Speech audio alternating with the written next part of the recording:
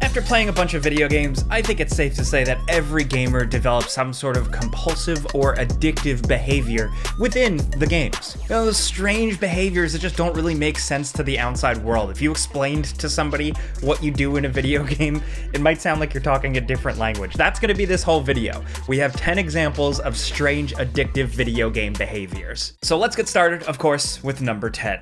Saving items for an emergency, but then beating the game without ever using them. I mean, this is a pretty obvious one. I think we've talked about this one in the past, but you know when you're just hoarding a specific type of ammo or a special grenade or the bullets for the Magnum, the most powerful gun or something like that, waiting for the right moment, the right opportunity to use it, and then you just get so addicted to hoarding and saving that stuff for the right moment, you just never even end up using it. You finish the game going, oh shit, I never used that grenade launcher thing I needed. Or maybe you're hoarding healing potions, like you're just like walking out into the battlefield with like 100 of them or something because you never know what's gonna happen. Like what if there's a bigger emergency down the line? You're gonna need all those health potions, right? This is a very common thing, at least for me personally, in survival horror games. Like when you're playing through a Resident Evil for the first time and you don't know what's around the corner, you're gonna hoard all those acid grenade launcher rounds or something like that, waiting for the right moment to use it, and then you just never end up doing so. That's why it's always so good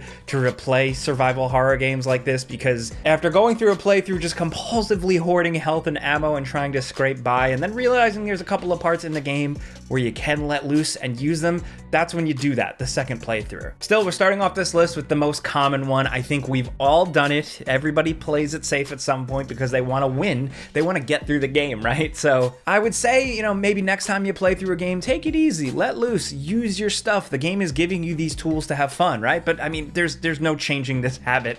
You're probably still going to continue to do it anyway. Next, over at number 9, talking to NPCs multiple times to see if they'll say something new. This is, for me, the definition of insanity, doing the same thing over and over again and expecting a different result. Sometimes you click on an NPC, they say their little thing, and that's it. Then you click on it again, and maybe they'll say something a little different. They'll continue to feed you new things. Sometimes it's useful, sometimes it's not. Sometimes it's just the game designer saying, here, we'll give them a little bit more to say, so the immersion isn't broken when you click on them twice. These namby-pamby tarnished think us no more than a shelter from the rain. We've spoken long enough. That being said, those games kind of spoil us for the games where an NPC just says one canned thing and that's it, because we've all done it. We've all clicked on an NPC multiple times and just heard the same line repeated a couple of times. Why do we do it? I don't know, but it's definitely just something you walk over to an NPC with a name above their head and you spam the talk button. We've all done it and nothing really ever comes from it. You're hoping there would be some other line or something, but no. This NPC in this instance has no juice whatsoever. That being said, I've also found myself doing this when I don't know what to do in a game, when I'm stuck at a point and I can't figure out where to go or what to do next. I will walk up to an NPC multiple times and go, wait, did you say, what did you say? What did you say? Maybe if I walk away and come back and click on it, maybe that'll activate the quest. I don't know. Like, it's just that thing where you're trying to make something work in a game. And sometimes it means that poor NPC just has to say the same thing over and over again. It is a fool's errand for sure. Some games play around with this, the whole talking to NPCs multiple times. Some games, they'll get annoyed when you click on them so many times. You really need to jump this much? Well, anyway, you know what to do. But that's few and far between. Most of the time, we just spam these suckers. Next, over number 8, the age-old trying to kill an important character just to see if you can. A lot of powerful, in-depth, well-designed RPGs allow you to do this. The games are specifically designed around you killing a quest giver or a significant character.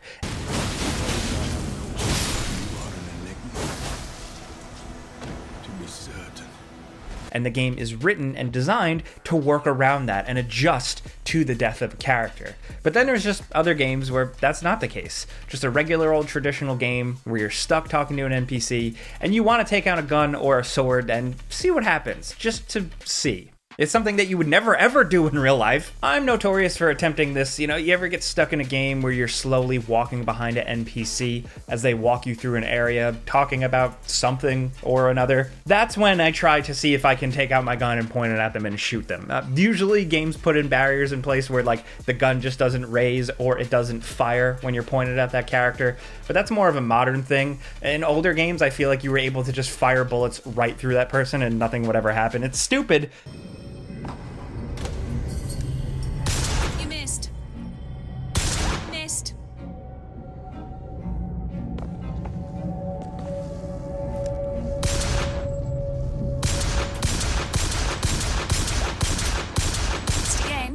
But, you didn't know until you tried it, and that's really everything with games and with this list, right? Next, over at number 7, this isn't like an addictive behavior, but I think this is more like hyper intuition, just something you get when you've played a lot of games. It's seeing two paths in front of you and immediately just kind of getting a feel or really being able to easily identify which way is the right way, which way is the main path, and which way is the wrong path or just a distraction. And then you always end up choosing that wrong or distracting way first. Because this isn't real life. In real life, if you're faced with a fork in the road and going to the right is going to get you where you need to go, you're going to take that immediately. But in a game you love, in a game world you just want to spend more and more time with and find more stuff and discover exciting new things and just live in the world, you're going to take the wrong path because it means spending more time here and having even more fun.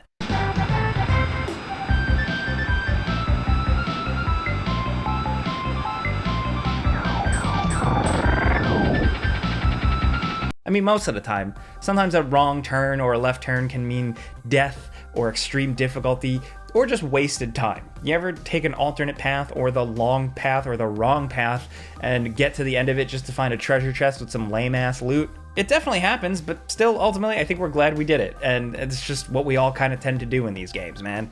Next up at number 6, this is a very specific one, not for everybody, but I've known some people that just get very, very quiet when playing a stealth game. You're not really going to notice this unless you live with other people. You have brothers and sisters around you, a roommate, a significant other, because they're going to come around and try and talk to you or try and do something or turn a light on or turn the radio on, and it's going to totally throw off your groove because you were trying to be silent as you were creeping through a game world. It sounds corny, but I think more people subconsciously do it than they would like to admit. It has no bearing on the game, of course. The game doesn't care what is going on the other side of the screen, how loud you're being, whether the lights are on, or if your mom or your husband or your wife is stomping around behind you, behind the couch. None of that actually makes a difference to the game or to you winning. The only way it does really make sense is if you're being really quiet to try and pick up on subtle sound cues in the game for enemy awareness and trying to sneak around that, but most of the times it's just people being silly. It results in people doing a thing where they change how they are while they're playing a game, which we'll talk about a little bit more later on in this video. But next, over at number 5, if we're talking about stealth, it's trying to be stealthy in a game that doesn't have stealth. Just a non-stealth game. We've all done it, and I think more and more modern games have adapted to this. Even in big open world adventures that aren't stealth oriented often give you the opportunity to crouch and kind of sneak around enemies that have kind of like detection rings and stuff like that.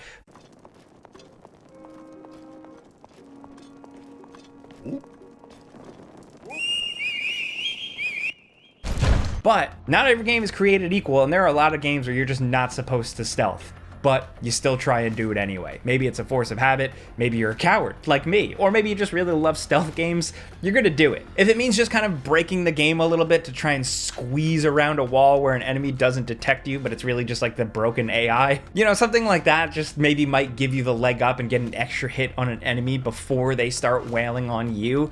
It's manipulating games to your whim. Trying to out-sneak the game that doesn't even really have sneaking designed or put in it in the first place. But we all do it. And sometimes it actually works out a little bit. Other times we just end up looking like an idiot. Next, over at number 4, if we're talking about strange addictive behaviors, things that we all do in games, it's mashing buttons while the game is loading. This is just something we all do, and for various reasons. A lot of the time it used to be out of boredom. Loading screens were long, and you would just kind of mash buttons to make it feel like you were doing something, or just to screw around, while you wait for the game to load, while you're just staring at a screen. Every once in a while, a game would have a little bit of a thing in a loading screen that let you press a button and make something happen.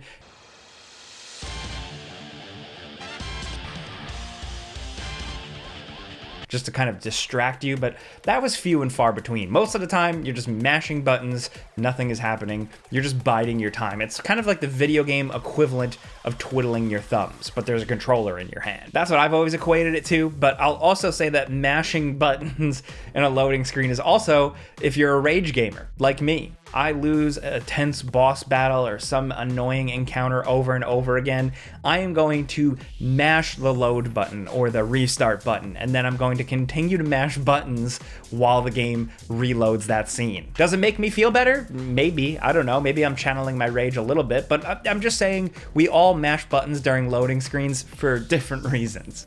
Next, over at number 3, this is definitely a behavior a lot of us have developed. It's blaming the game when it's really you. I mean, multiplayer gamers will do this all the time. We've talked about this in the past where people will blame lag, but it really was just them sucking. Well, the same goes in any other game, like a single player game or maybe like a Souls game. You press the block button or the dodge button or something at the right time, but the game still killed you or still hit you, leading you to think that the game is stupid, not your blocking skills. I've done it. I've been there, you know, blocking or trying to parry, or maybe trying to nail the Makiri counter thing in Sekiro.